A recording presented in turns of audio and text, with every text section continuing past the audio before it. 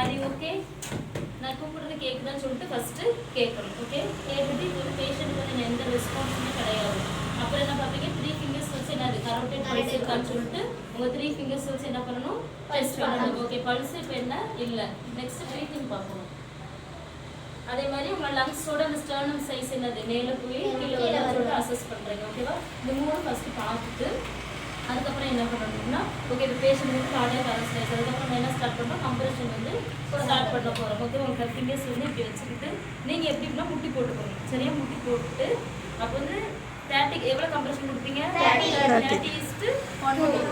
Okay, 30 compression and 2 breathing. ஓகேவா? கரெக்டாக அந்த 2 நிப்பிள்ஸுக்கு இடையில. சரியா? இப்படி வைக்கணும், கை இப்படிலாம் போய் வைக்கக்கூடாது. ஓகேவா? இப்படி ஃபஸ்ட்டு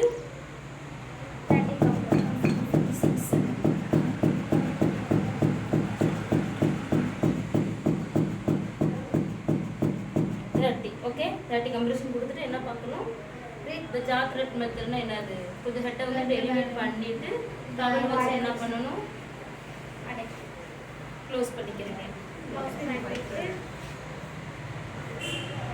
சரியா? இப்படி க்ளோஸ் பண்ணிட்டு என்ன பண்ணணும்,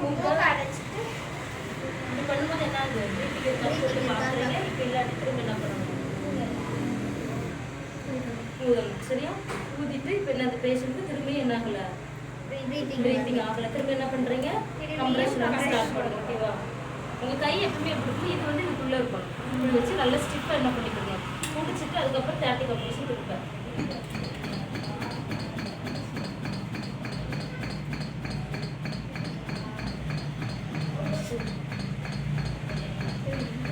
ஓகே, 30 கொடுத்து திரும்ப என்ன பண்ணணும்னா ப்ரீத்திங் கொடுத்துட்டு அதுக்கப்புறம் என்ன பண்ணுறீங்க, பேஷண்ட் பண்ண ரெக்கவரி ஆகிட்டாங்க என்ன பண்ணுவாங்க, சரியா? சரி, நம்ம